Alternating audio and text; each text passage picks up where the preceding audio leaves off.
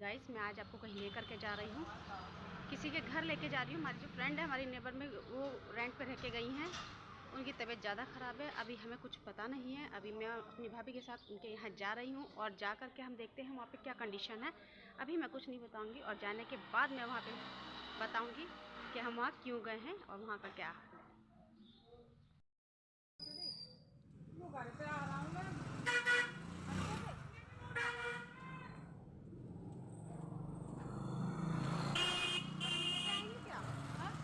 नहीं कह रहे थे, मैं इतना हम रास्ते में चलते हैं।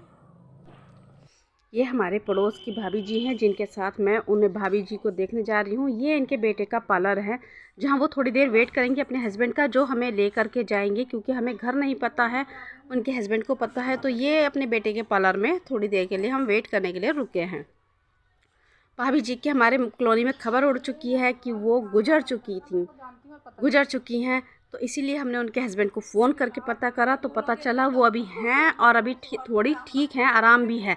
तो झूठी खबर उड़ गई है, तो ये सुन के दिल धक हो गया। तो इसीलिए हम लोग उन्हें देखने जा रहे हैं। भाभी जी मुझसे पूछ रहे हैं ये क्यों बना रहे हो, ये क्या है, क्योंकि वो इस बारे में ज़्यादा नहीं जानती है। तो मैं उन्हें एक्सप्लेन करूँगी। इनके हस्बैंड का ऑटो है जिसमें हम जा रहे हैं। तो यहाँ वो हमें लेकर गए हैं, ऑटो में ही हमने सवारी करी है और ऑटो से ही उनके घर पहुँचे हैं, क्योंकि उनके हस्बैंड, भाभी जी के हस्बैंड ऑटो चलाते हैं। अब नेबर में हैं, सभी लोग कुछ ना कुछ छोटा मोटा काम करते रहते हैं, तो सब एक दूसरे की हेल्प भी कर देते हैं।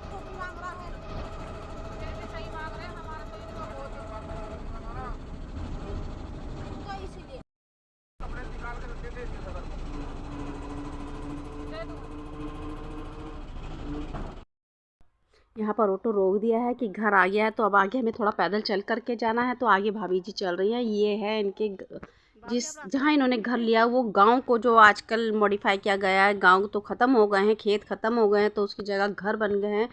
तो इसी तरह का ऐसी कॉलोनी हमारी है और ऐसी कॉलोनी में उन्होंने भी घर लिया है। तो भले ही गांव ख़त्म हो गए हैं, लेकिन जो लोग हैं वो अपनी मिट्टी से अभी भी जुड़े हुए हैं। तो उनके गांव में अभी घरों में अभी भी गाय हैं, भैंसें हैं, गोबर खाद भूस सब कुछ उनका वही चल रहा है। ये पीछे एक दीवार है जो कोई फार्म की है।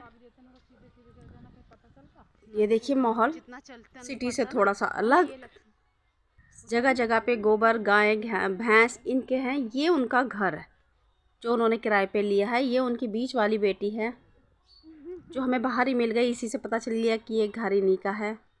हम अंदर गए तो घर का माहौल देखा। भाभी जी अभी फ्रेश होने के लिए गई हुई है, उनको लेके गए हुए। ये उनकी वो 2 बेटियां, बाकी उनकी 3 बेटियां मैंने आपको बताया था।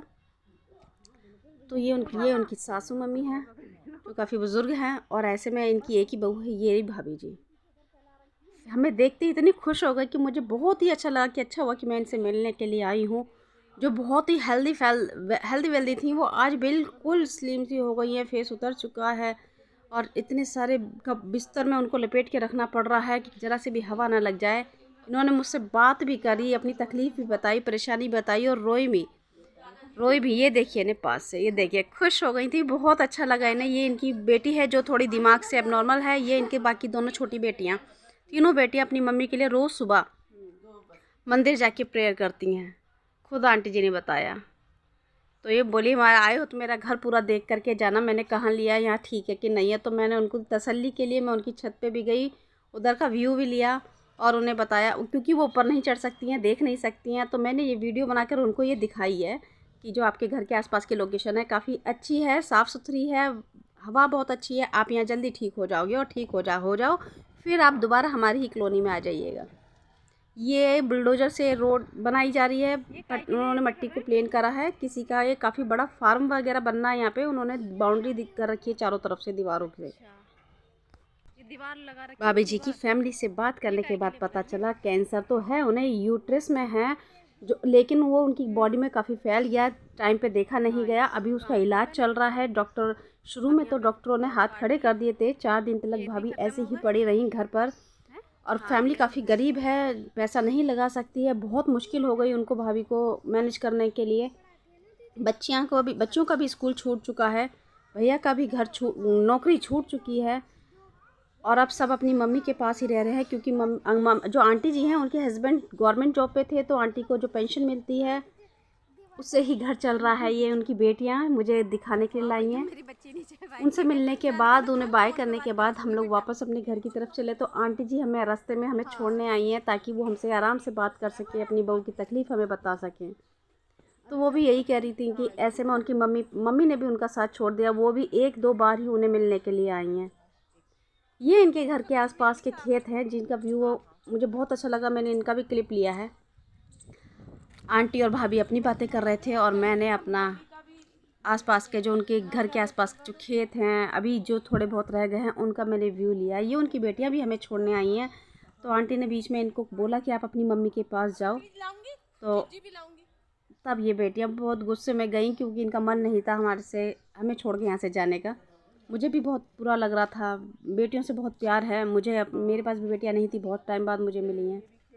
ये देखिए खेत, मैंने ये खेत की व्यूज़ ले रही थी। इतने आंटी और भाभी अपनी अपनी बात कर रहे थे, लेकिन मुझे बस भाभी को ठीक देख करके बस एक दुआ है कि वो और जो भी उनको प्रॉब्लम है वो ठीक हो जाए, क्योंकि एक बीमारी आने के बाद उनके अंदर इतनी सारी बीमारियां आ गई हैं कि उनकी किडनी भी ठप हो गई है, बता रहे हैं, लीवर भी ठप है, उनके नसें बहुत बाल के बराबर बारीक हो चुकी हैं। डॉक्टर बहुत जल्दी हाथ नहीं डाल रहा, कोई भी जल्दी से उनको इलाज देने में हर कोई आनाकानी कर रहा है। पैसा अब नहीं है क्योंकि उनके पास पैसा भी ख़त्म हो चुका है, नौकरी भी नहीं है। एक अकेली आंटी पेंशन में कितना घर चलाएगी। बहुत ही घर की हालत ख़राब हैं और घर भी अपना नहीं है, वो भी उन्हें किराए पे रहना पड़ता है, तो उसका रेंट भी उन्हें देना पड़ता है।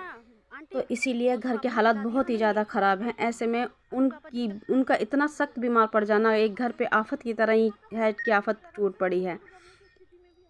लेकिन मुझे बहुत अच्छा लगा उनको लाइव देख करके, और मैंने उनको बहुत ज़्यादा हौसला भी बंधाया है कि आप जल्दी ठीक हो जाओगे। जब आपकी झूठी खबर उड़ गई है कि आप मर गए हो, तो इसका मतलब है आपको लॉन्ग लाइफ मिली है और इस लाइफ को अब संभालना आपके हाथ में, आप संभाल लीजिए।